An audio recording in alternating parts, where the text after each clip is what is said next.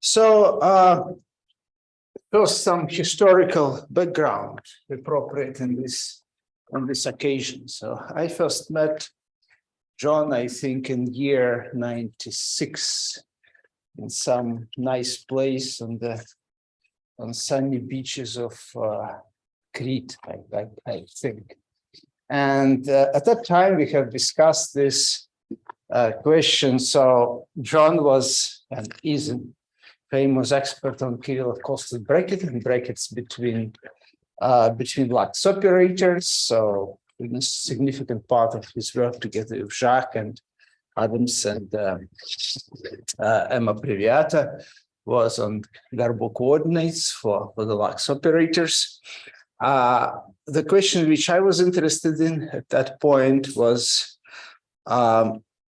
suppose I have the standard tau matrix bracket between Lux operators, say simple poles, rational connection. So then we look at the monodromy matrices of this connection. So what would be the bracket between those monodromy matrices?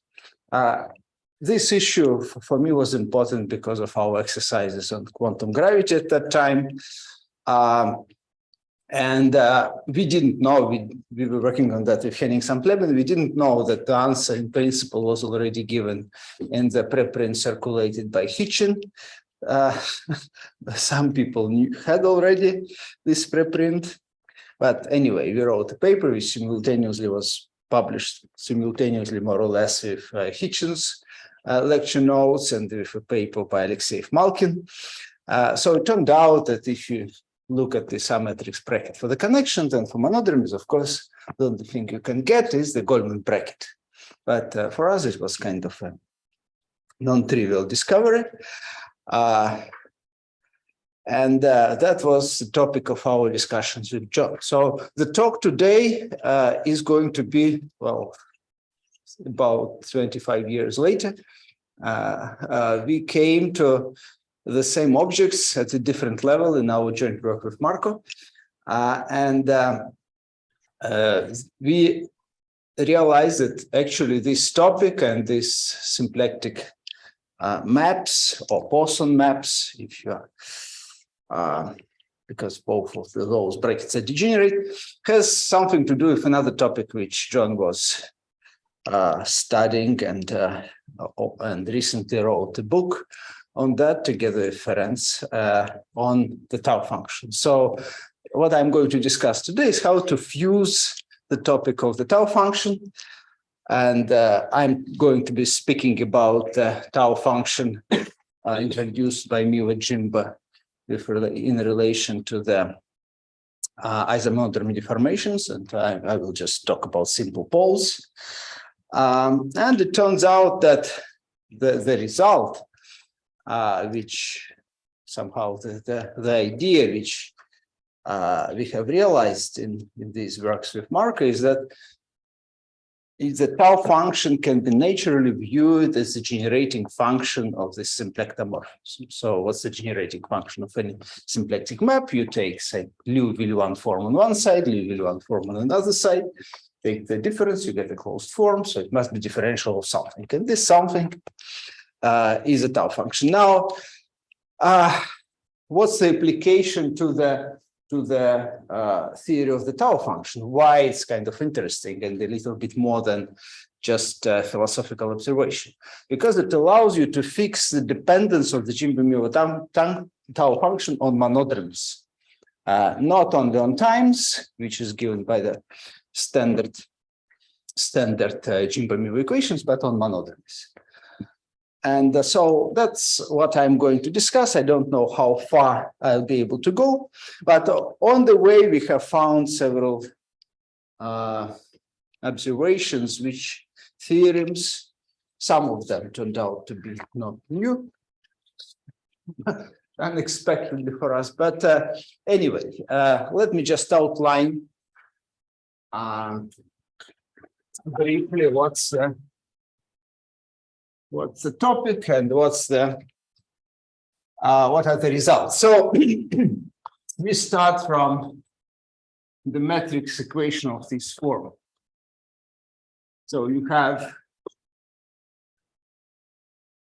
the meromorphic connection with simple poles, AJ, and by matrices. For me, I'm going to, of course, work mainly with 2 by 2. Now, the monodromy, there is a monodromy representation. Well, once you start solving that, well, it's convenient to make some small assumptions, like assume that all AJs are diagonalized, where these matrices of eigenvectors, of course, are not defined uniquely, but that I'm going to discuss later. So if I have this kind of expansion, or if this kind of representation for diagonal LJs,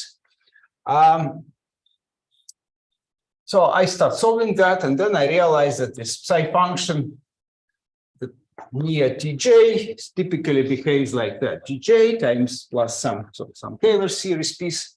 Now Z minus TJ to the power LJ, and some right multiplication with the matrix CJ to the -1, which is called the connection matrix.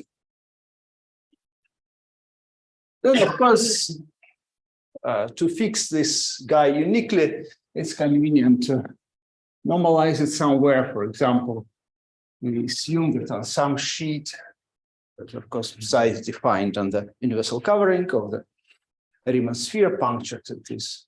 Some of the A is 0. Yeah. And this I can do only if there is no singularity at infinity. And that happens when sum of all coefficients is 0. Some technical details. So anyway, then I start analytically continuing. Well, we take this infinity and we take some loops. Excuse me, so what is the meaning of this Z minus TJ in the power LJ? I don't understand. Oh, we're very naive, just the diagonal matrix where the diagonal entries is Z minus TJ to the power LJ1. So it will be the diagonal matrix. Yeah, that's also diagonal. So let's introduce some set of generators of the fundamental group of the Riemann sphere, punctured at these TNs, and then under analytical continuation, starting from some neighborhood of infinity. Well, if I start from certain branch of my function psi around infinity, when I analytically continue, because I get monodromies. And these monodromies, they are coming from these two pieces. So I can write them like that. Cj, let me introduce this matrix, another notation, where this matrix lambda j is e to the power 2 pi I lj. So it's convenient to make some technical assumptions like that these matrices LJs are non-resonant, means that eigenvalues don't differ by integers. But okay, and then of course there is this relation which we order these monodromies like that. Okay. So what about the Poisson? Well, before getting to the Poisson structures, let me describe here two main spaces we are going to be dealing with. The first space is the space of these connections, but not quite. In fact, we are going to be dealing with the space which is slightly extended. So let me define this space A, which is space of pairs LJ GJ from 1 to n, such that sum of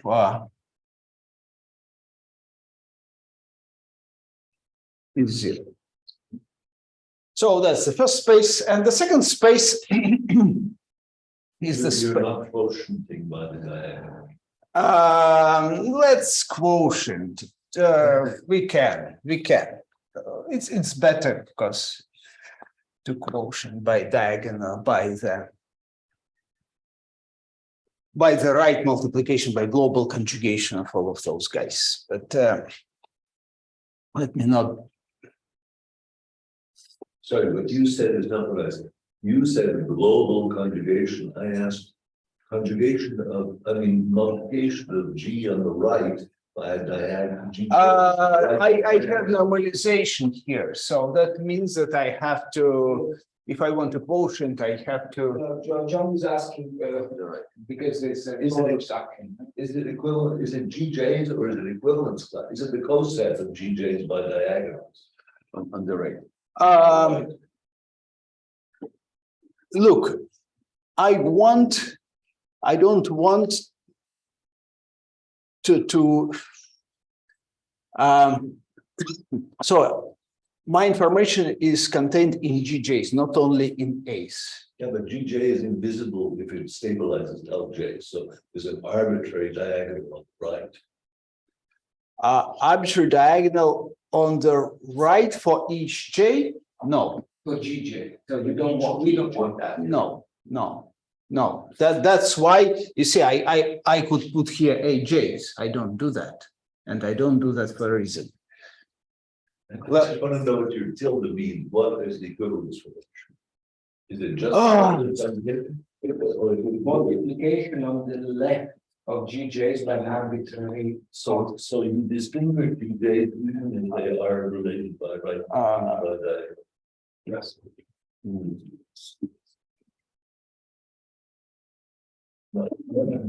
I was asking, okay, macros. So, and the monodromy space. The monodromy space, again, I'm not going to take the monodromies. I'm going to take the set of C's and lambdas.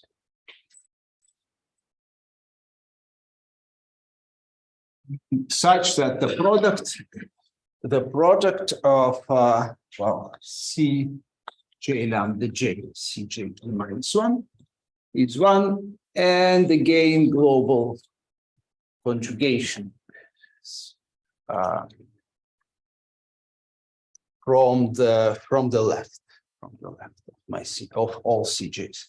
So this kind of space we have found it in the work of Lisa Jeffrey. Maybe it was known before, but of course we, as usual, we introduced it ourselves and started digging into the literature, found the paper by Lisa Jeffrey, and then we also had some exchange with Phil Bolch about that, but I'm going to mention a bit later. So what you do is not always like 100% new, but still, we did it ourselves, which matters. So now you see these spaces are a little bit extended. Now the canonical monodromy map, standard monodromy map, which was discussed by Hitchin and in our work like 20-something years ago, is from the space of connections to the space of monodromies. So the regular monodromy map, and this map, well, again, I have to assume that product of MJs is 1, some of these guys is 0, some non-resonance and so on. But it's important that here on AJs, I can introduce the natural Poisson bracket. Looks like that. I can take the standard Kirillov constant, which for any matrix A,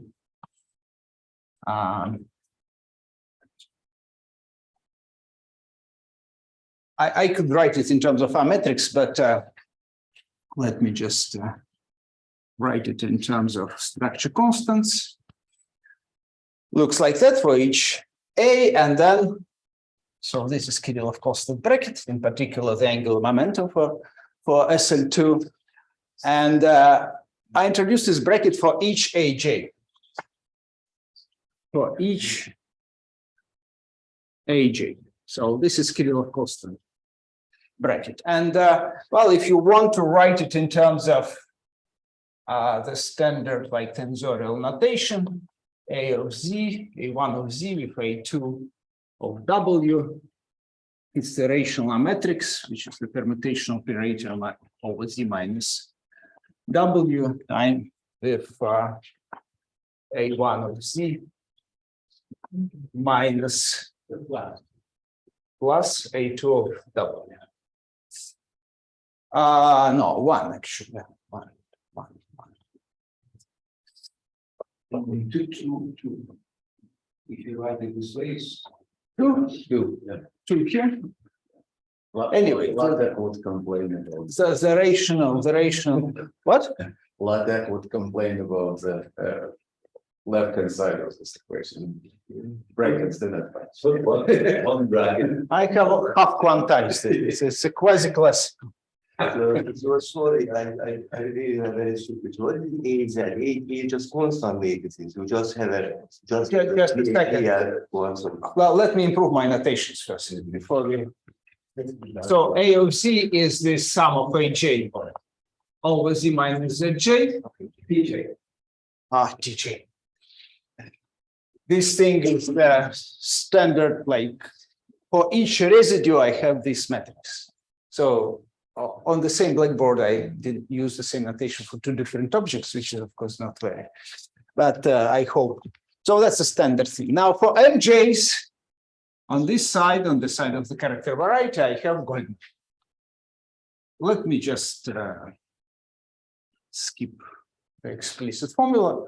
Trace of one monodromy, trace of another monodromy, you express in terms of traces of combined monodromies. You just put it between quotation marks and give the structure. What? Just maybe everyone knows the golden bracket, but maybe not. Okay, so let me just quickly resolve this issue. So for two arbitrary loops in the fundamental group, it reads like that. So it's sum of the intersection points minus 1 to the index of this intersection on orientation of these two loops. And here I have a trace of M. So I will explain these notations in a moment. So what Missing. M is missing, right? So what does that mean? So, and I have to also add here the point P. That means that if my gamma and gamma tilde intersect at the point P, then let's say gamma comes from that side, gamma tilde goes. So this resolution means that I go along gamma and then continue along gamma tilde this way, and here, and then here I come this way and continue this. The trace is really trace, not arbitrary invariant function. I am 2 by 2 trace. Let's call it trace. So I think that what? Nazi means that does not give you complete definitions of Poisson bracket. The Poisson brackets of the trace. But this is Yes, but these are coordinates on the quotient space. So that's enough. Now I'm going to give you. So let me just try to. I'm still pretty early in this, in the description of the whole domain. So this is a standard monodromy map between AJs and MJs. So now, if I look at this Kirillov constant bracket, it has plenty of Casimirs, namely all LJs are Casimirs, all eigenvalues of AJs are Casimirs. This thing also has plenty of Casimirs. All eigenvalues of monodromy matrices are Casimirs. So this map is Poisson. That's the theory. Right? So it's just the way you write it will lead to a misunderstanding. That minus sign Yes. is an exponent. It's not the difference between the two. It looks like the difference between the two. You mean inverse? You just mean This is minus. One. This is minus, John. What is One. what? You want it to be linear or quadratic? It's highly nonlinear. Look, John, when you imagine how to express monodromy along a combination of two contours and the superposition of two contours and trace of that in terms of the original two guys. It's extremely nonlinear, but this minus is in the right place. No. So now the theorem, the 20-something years old theorem by Hitchin, Alexey Malkin, and Samtlebin is that this map is Poisson. Now, the question is, can you do it symplectic? Well, you can do it symplectic, but then you have to go to symplectic leaves. Now, that is by some reason a little bit inconvenient. So what the idea of treating these two spaces is to make both Poisson structures non-degenerate. For that, what you do typically is you take the Casimirs and you introduce the symplectic partners to them. So the standard. So what are the symplectic partners to the Casimirs? The symplectic partners here, they come from the freedom of right multiplication of each of GJs with the diagonal matrix. So if you fix one representative, then this enters of the diagonal matrix, and the counting is exactly, the number is exactly equal to the number of eigenvalues, which are called toric variables, are natural symplectic partners of the Casimirs. We thought it's a great idea. Of course, the truth was that indeed Phil Bolch came to this idea like 7 years before, without telling us. John, can I read every thesis which comes to the market? But anyway, this corner of this talk was done by Phil. But anyway, now what about these two extended spaces, A and M? Well, there is, so that's the standard monodromy map, and the extended monodromy map is the map between this space and that space. Extended monodromy map. And then it turns out that there is, first of all, these two spaces are also equipped with natural Poisson forms, but these Poisson forms are non-degenerate, so one can nicely invert them. And second, this map is Poisson, and since the Poisson brackets are non-degenerate, it's also symplectomorphism, right? And once you have a symplectomorphism, you can start talking about the generating functions and all that. So let me describe the Poisson bracket here. And I think we have, well, in this building, this topic was already discussed a few years ago, but let me just summarize quickly what we have there. So what's the natural analog of the Kirillov-Kostov bracket, which we see here? Well, the natural counterpart working in terms of these L's and G's is a quadratic Poisson bracket. So let me forget about the fact that I have many AJs there. Let's take just one of them. And this A, again, I apologize for just using the same letter for different things, but just this is one matrix. And then we decompose it like that. And then what's the natural bracket on this pair? Well, the natural bracket is the following. For G, you have the bracket between G's acting into different spaces is the quadratic bracket.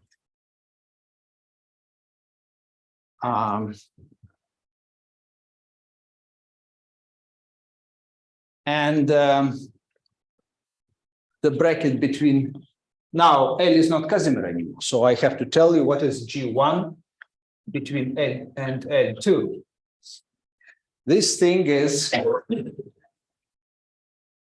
given by this expression where this of lambda, well, this omega is a constant matrix, which I wouldn't write explicitly. It's just an easy thing, a combination of the products of diagonal entries. This I of lambda, I'm also not going to write R of L.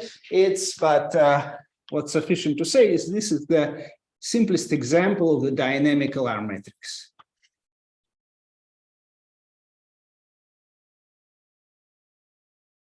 It's well, It's rational. what? It's rational. Rational dynamical R. It's the simplest. Well, but basically, this thing is a combination of some constant matrices divided by lambda j minus lambda k, where lambda j's and lambda k's are diagonal entries of this A. Right, so Ettinghoff has a book about it. It's anyway, and this bracket is non-degenerate because the Casimirs got their partners. That's one observation. Second observation, if I take these two brackets and cook this combination, then for this A, I get the linear bracket, which we get here. And so that bracket we use to equip the space A with the Poisson structure. Namely, for each J, we have this, and GJs and Js corresponding to different poles coming. That's the T's, the pole loci are not used as coordinates on the base space. T's, no. But T's, of course, label the monodromy map. Change T's, the monodromy map changes. When I say that monodromy map is between A's and M's, of course, the monodromy map is labeled by T's. And T's will enter the game because they have to at some point, right? Okay, so now the Poisson structure on M side is not so easy to write. The extension of the Goldman bracket is not so easy to write. Surprisingly enough, in this extended space, it's easier to write the symplectic forms. And just to give you an idea,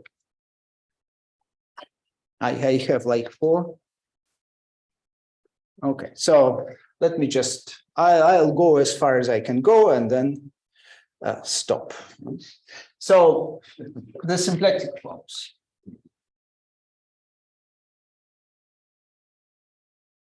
So on A space, I start from defining the symplectic potential. Potential, which looks as follows. It's denoted theta A. It's just sum from 1 to n. Trace of Lk delta gk to the -1 delta gk. Right, it's a pretty standard thing. And the symplectic form is just the differential of this potential. Now this delta. At this point, I just differentiate with I don't touch the positions of poles T. I don't. This delta at this point doesn't include them. Later, I'm going to keep the same notation and include the variation with respect to T there. I hope it's not. So it's very easy. So let me remind that our goal is to discuss the generating function. For that, I need to know the symplectic form, and I need some symplectic potential, the Liouville form. So here I already give it, and then the symplectic form inverting this Poisson bracket is this. Of course, the way we came to, we did the opposite. We took this symplectic form, inverted it, and then to our satisfaction found this quadratic bracket. And probably it was first written by Fadeev Alexeyev in 91 in connection to some conformal field theories. Globally exact. I think this, of course, but this is not. Omega, yes. It's symplectic form, so it's not degenerate. It's exactly. No, it's not. It's exact versus global. Exact. But there are no global coordinates on the. Well, They're local. Yes. So it's not globally exact. Yes, but for that, you should make sure that this form is globally defined on the space A. And it is, right? The symplectic potential is globally defined on A. So, yeah. Now, on M, what's the symplectic form on M? So here I'm going to give you an idea. I'm going to write it in the original form, and the Goldman bracket was originally inverted by Alexey Malkin. Then Krichyver's papers after had similar expressions, and also Phil Bolch was one of the people who wrote it in a little bit less explicit way. So on M, yeah, you should see that it's not. You see, on A, everything is nice and simple.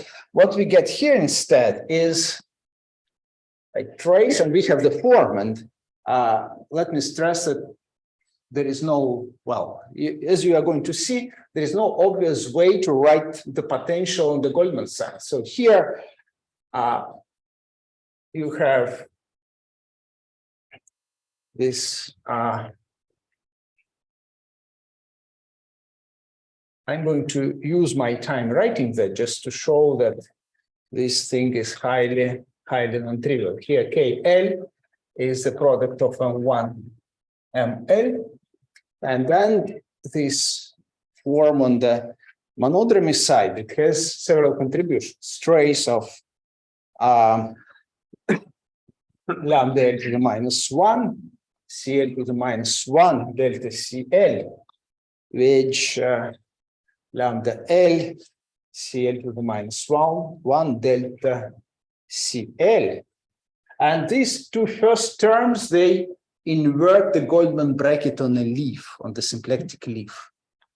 Inverse to Goldman bracket on the symplectic leaf, which I denote by ML, because to get the leaf, I have to fix it.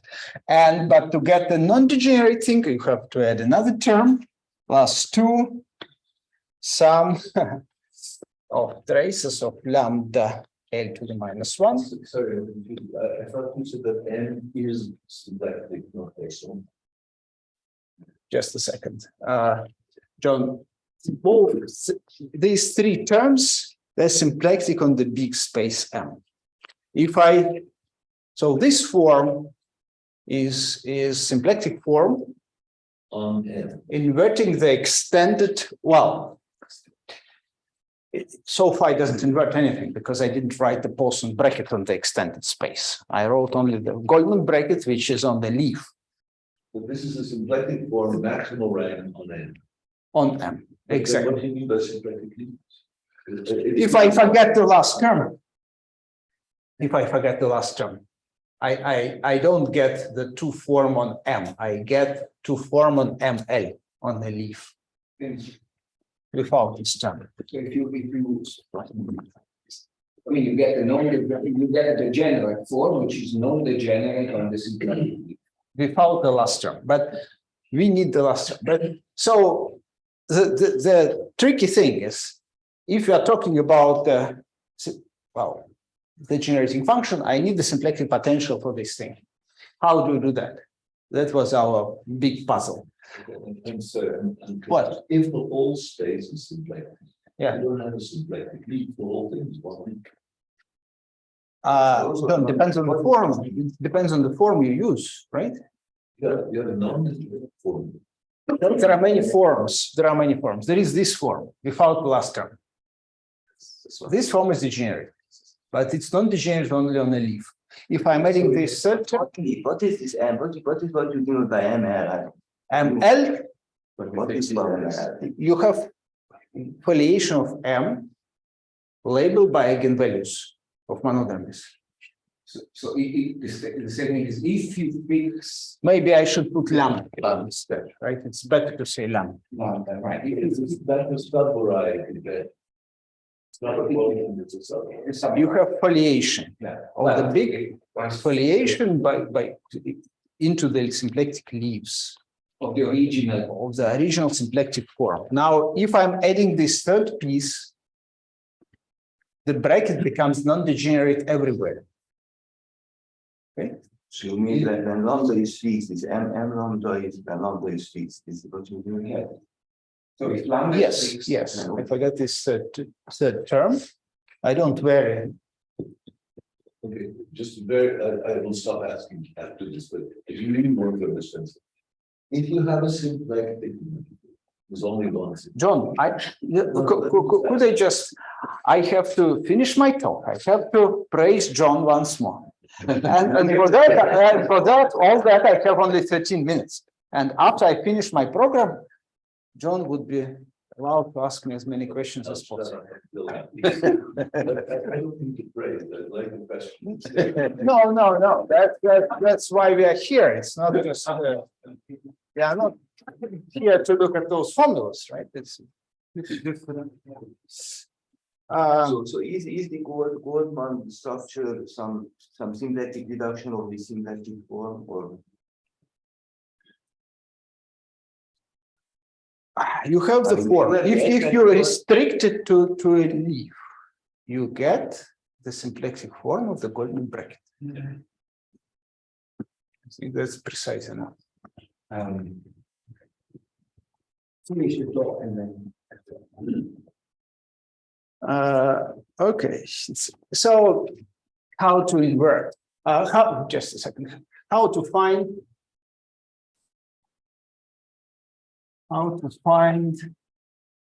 theta m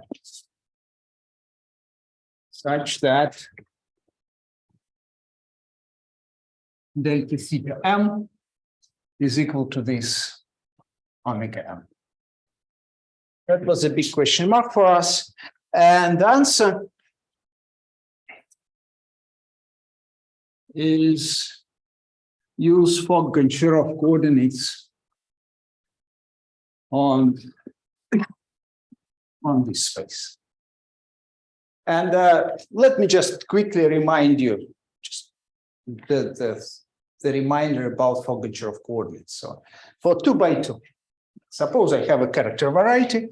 So I consider the graph on my Riemann sphere. I put vertices to the punctures TJs and consider some kind of triangulation. Right? Then at the center of each triangle, I choose some point. So there is this big triangulation, then each triangle I partition into 3 other, and I get subgraph.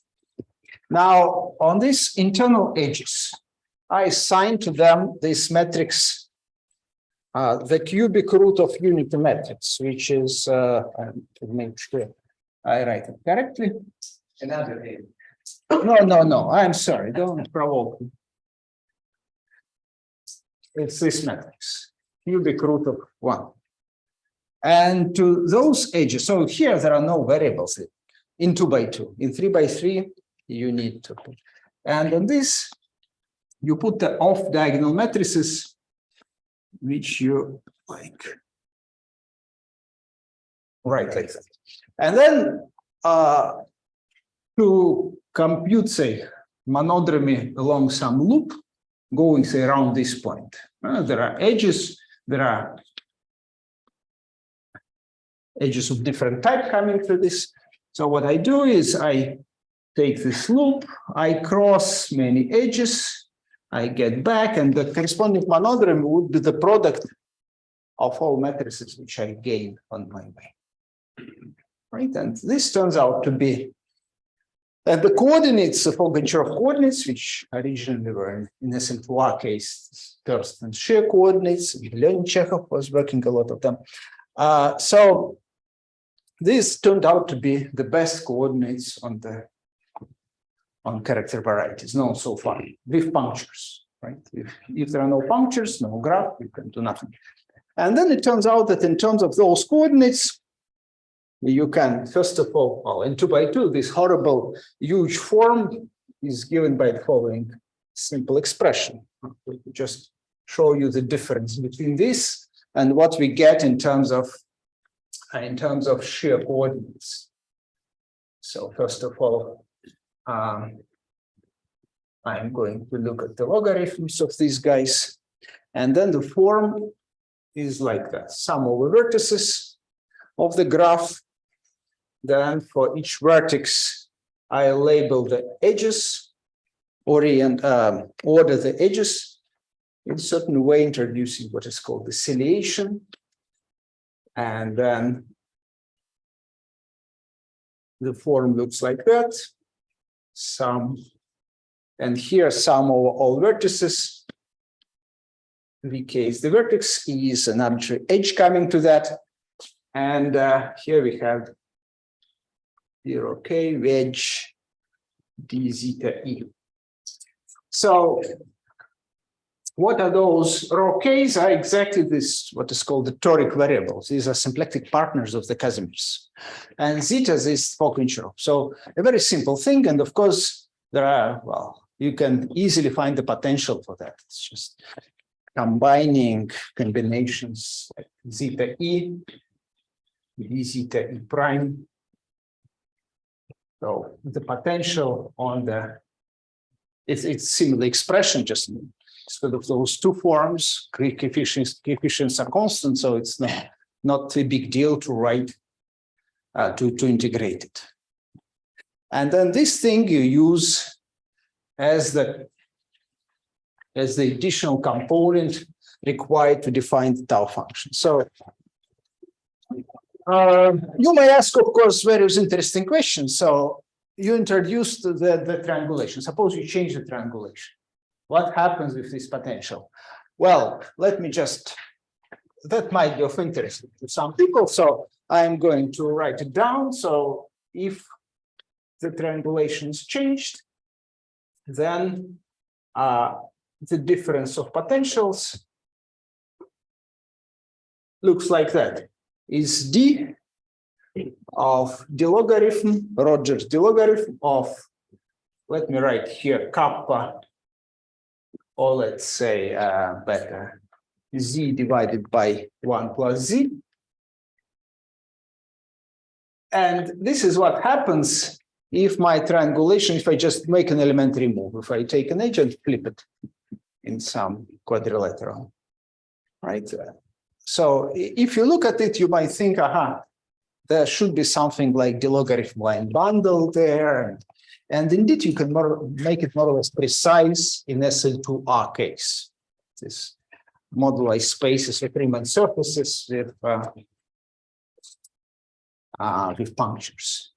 But let me get to the tau function. I have 5 minutes left, so I have to put pieces together and give you some idea why all that is, what is all that good for. So let's do now the following thing. We introduced this form theta m, we introduced this form theta a, which I described before, and then let's introduce the tau function by this equation. It's theta a minus, and let me skip the pullback, just minus theta m minus, and this minus is interesting, hj d tj. And here I'm a little bit cheating because in the definition of theta a, now delta, to this delta, I add derivative with respect to time. So this theta a is given by the same formula, but delta now contains not only derivatives with respect to monodromies, but also derivatives with respect to time. It's the full delta. So, and this thing, of course, is just sum of delta t plus delta with respect to monodromies. So this equation gives me both the monodromy dependence and time dependence of the tau function. Then if I restrict myself to the time dependence, I recover the standard Jimbo-Miwa equations, 1/2 residue of tj of h. Yeah, Tj. Yeah. Tj of a square of right. Which is That- Hj with the plus. Exactly, which seems so. These things are HJs, and you may ask me, so how is that? Here I have plus, and here I have minus in this. But the truth is that the same term comes with coefficient 2 here. And then indeed you get what you need to get. And So these are TR coordinate in base space. I asked you that and you said, no, we're not. when I'm talking about symplectomorphism, they are not. But now I have, in fact, I have the family of symplectomorphisms, which are parameterized by T's.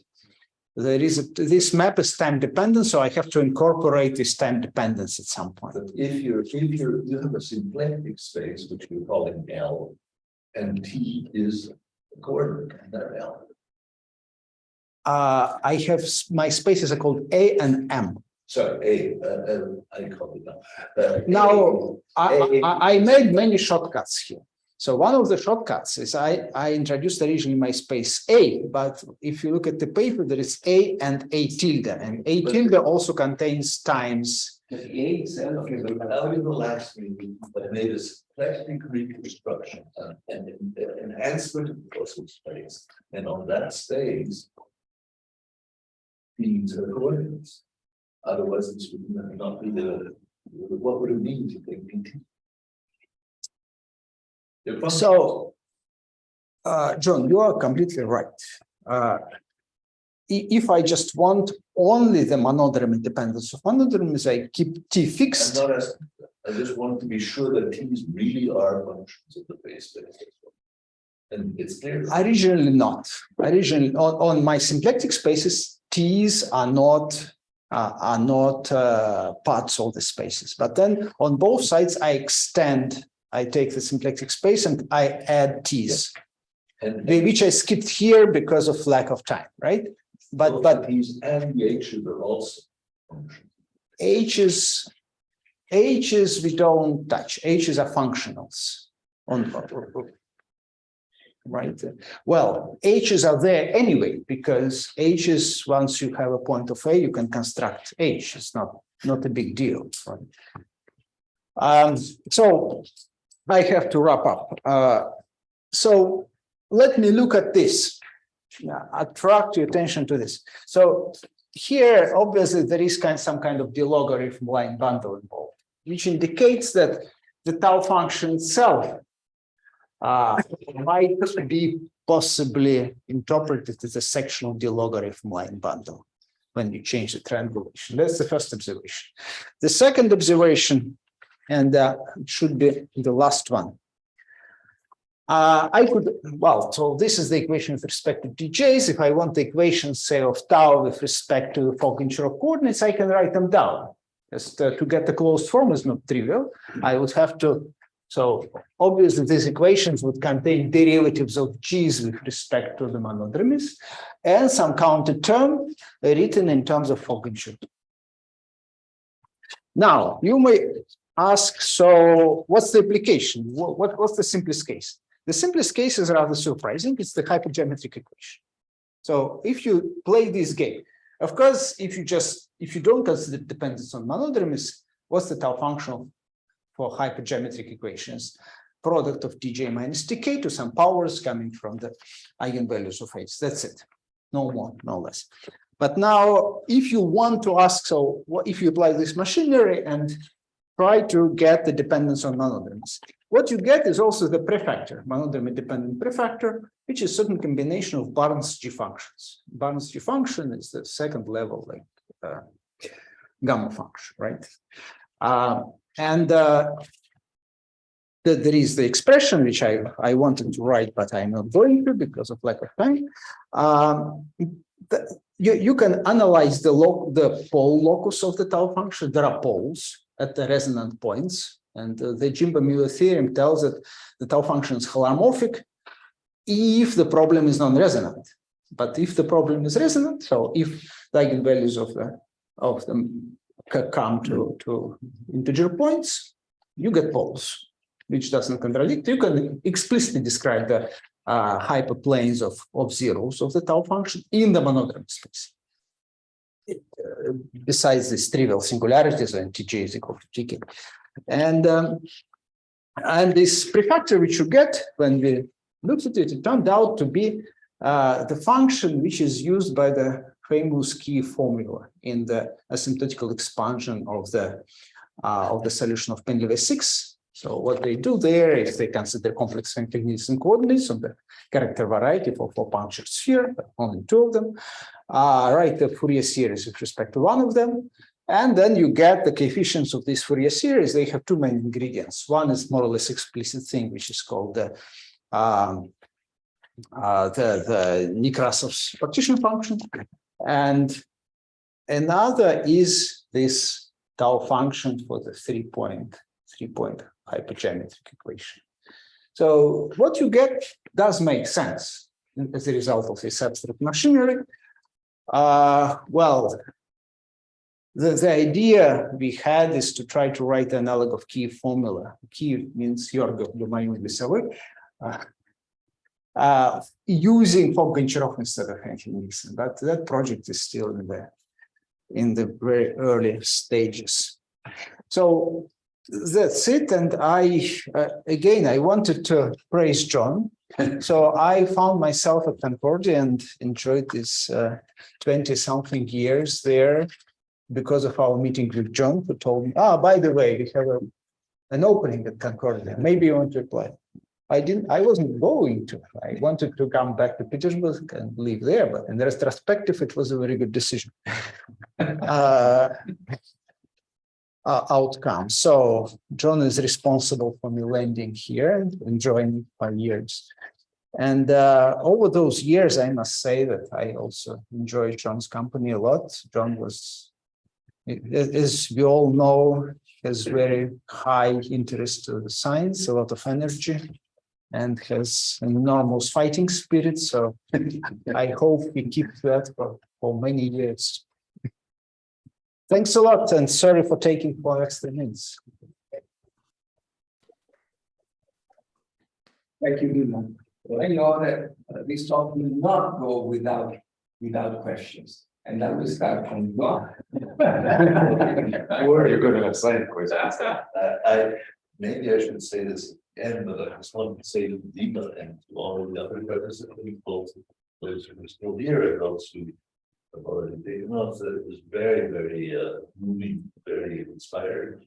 And I very much appreciate those who traveled, those who didn't travel, whatever, all of the effort that we put into be able to take part in this. Really has given me a big gift and honor. And everybody, I'm still a student, and I'm always a student, but everybody presented something which was fascinating and something from which we could learn. Dima in particular, but now let me speak about Dima for a moment. When he first started doing this result, yes, I was working on the problem and I discussed it with him and found out that was Dima. I didn't know which was Dima and solve the problem. So I said, oh great, let's try to hire him. And that's really, I mean, we were, I think, very fortunate in added the Concordia mathematics group for 20 years at A days and John, let's wait until my 70th year. Of the conference. I have to say, China was not long after that, or more or less the same time. So this was really quite a treasure. And we really, I mean, we interacted a lot for the last 22 years. And I think that we had a great time. Really, so this is to everybody, but especially to these two colleagues who are close with and really good. Having said that, You have mistake there. no, it's just parroting. You know, very often when I'm being very pesky, asking trivial questions, it's really because I feel that I sort of understand, but 50% of the audience doesn't understand. So I'm really asking partly on behalf of the audience. And this is a thing, very good mathematicians and very good presenters think very often that the audience knows everything that's in their brain, and they don't know. So I ask questions like that in a persistent, annoying, maybe way, but I think it helps other people. So that was the only question. I think I understood, like you said, also the discussion with the reads here has been done. And so now I'd like to, I mean, we have to have a break in a minute. Yeah. Yeah, so I'm not going to make a big speech and I don't have any opportunities for others, but I want to give my very rudimentary take on what you have described. You have the A space. It's not really the space of Lax matrices, it's an enhancement of that space. The space of Lax matrices is a Poisson space, but you wanted to make it bigger than you did. And build it up into a symplectic space. That is a name called symplectic reconstruction. Many people study it in a very general setting, and this is what you've done. You did the same thing for the monodromy data. Started out with a Poisson space and you built it up into something bigger. And now it's at these bigger spaces that you're working, which are really symplectic. I won't say exact definitions, but they're all well taken definitions. I guess that they're both exact points, but certainly the left-hand side is an exact point. The right-hand side is not. See, this one is not exact. Oh, it's not. Yeah, that's good. And this is the problem that I used at this time. I mean, wanted to say it, so I'm going to say it for you. The mysterious tau function. The tau function, as everyone who's working with subject knows, that from the Jimbo-Miwa viewpoint, it had two different manifestations. One was for KP systems, and the other was for isomonodromy systems. If you look at the history, the isomonodromy preceded the KP. That came after.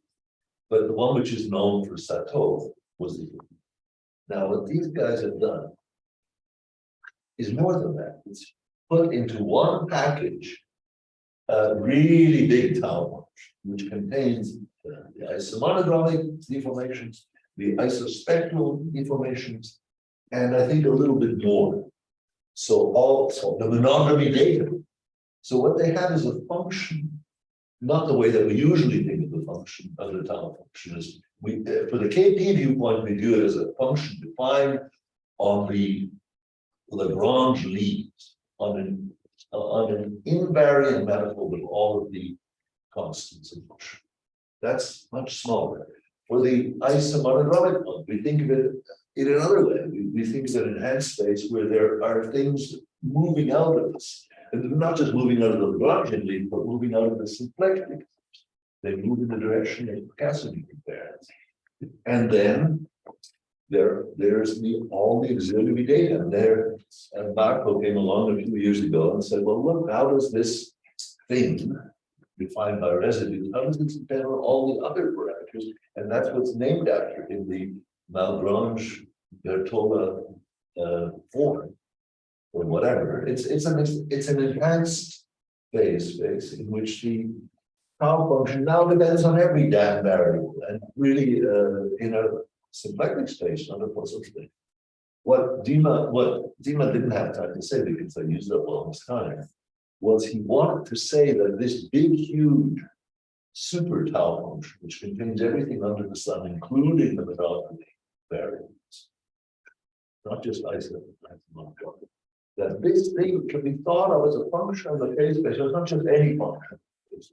It is exactly the thing which Jacobi in his transformation theory in the 1900s used to create the whole Hamilton-Jacobi theory. Well, but they're not doing Hamilton-Jacobi theory.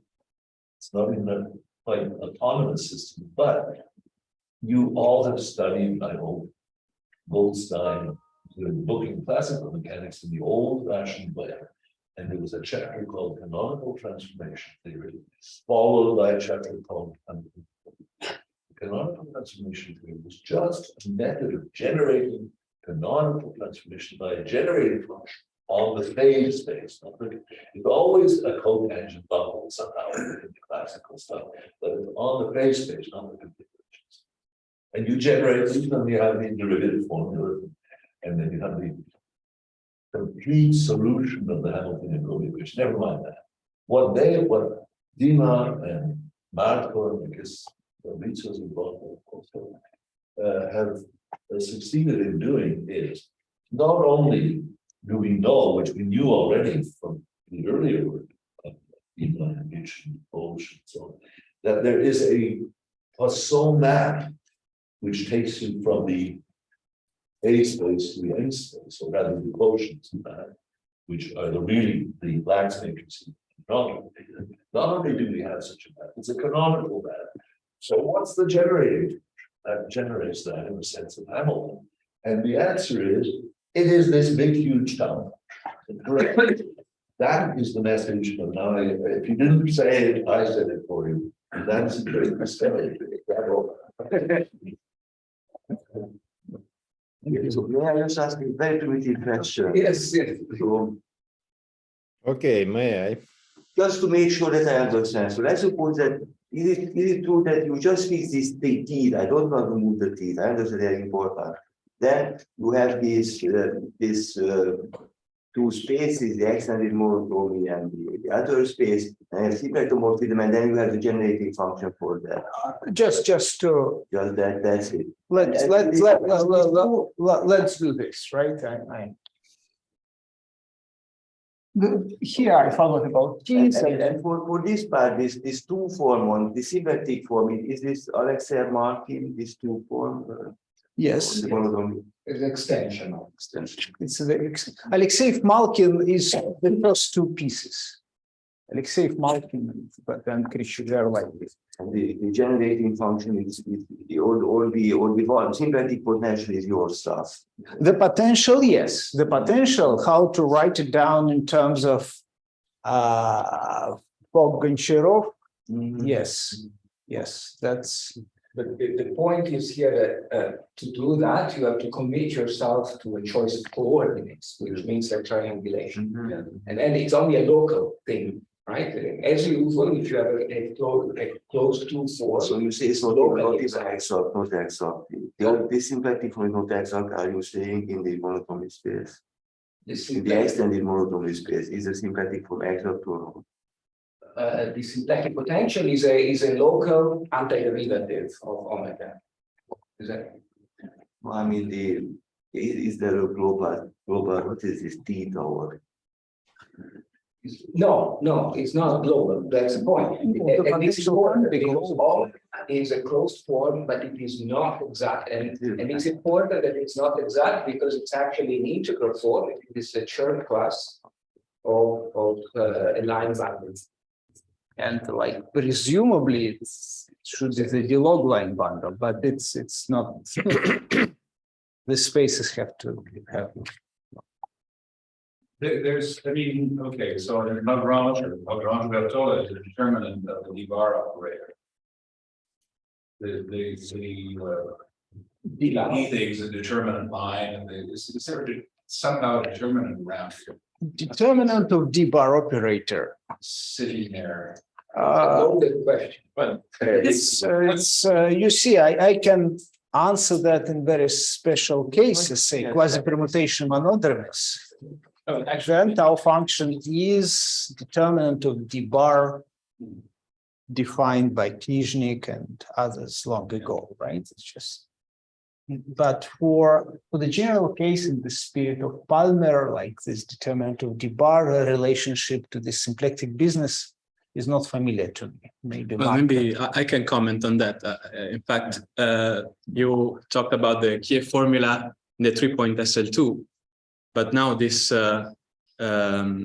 this picture of generating function showed with Pasha Gavrilenko and Harini Desiraju that it fits also starting from the general Fredholm determinant for SLN with n Fuchsian singularities on the Riemann sphere or on the torus.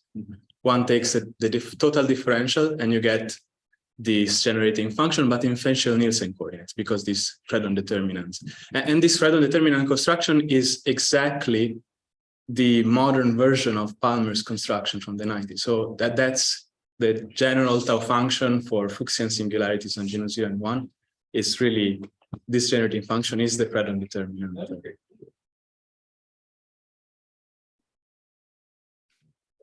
All right, just a quick question. I feel obligated to ask this question. So what happens, so you can mutate your triangulation. So because this coordinate is dependent on the relation, is something special going to happen? Well, the mutations here. Oh, this is Mutation. oh, so this so it's exactly what we expect. It's the flip. It's so that means that morally speaking, it's a section tau function becomes a section of the log line bundle. Mm-hmm. Now, to make it precise, you probably can do it in SL2R, but in SL2C, well, Goncharov was explaining to me that he kind of knows how to do it, but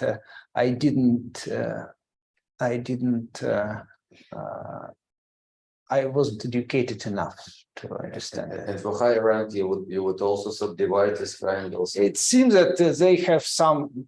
For higher rank, it's a different story, as you know, right? It's getting more and more and more involved. It seems that they were working with Fogg at the time we were in Berkeley. They were working on that with Fogg. Whether it concluded or not, I didn't follow. So, but you know, it's not only the transformation law which you have to provide when you're talking about section of line bundle. Your space should be. The problem with the cosine, with the integer cosine control. Yes. For the modular spaces, it seems that it's a matter of some degree of this to claim that. But for SL2C, also you see these formulae. The Rogers, well, there are many analytical continuations, this 5-term relation with how to make it hold, and if you go from the real domain to the complex domain. As long as all these zetas are real, you have 5-term relation, which is the cocycle condition. Once you start getting complex, every time you get some phase, every time you get some branch to choose, and then how to guarantee that the 5-term relation holds. You need maybe some involvement. Abstract mathematics, which is not my. May I suggest that we thank the speaker and continue the conversation with a topic? Thank you. Okay, but before we conclude, do you hear me? Oh, Lenya. I have plenty of questions, of course, but well, one remark that finally we see John in his prime in this discussion.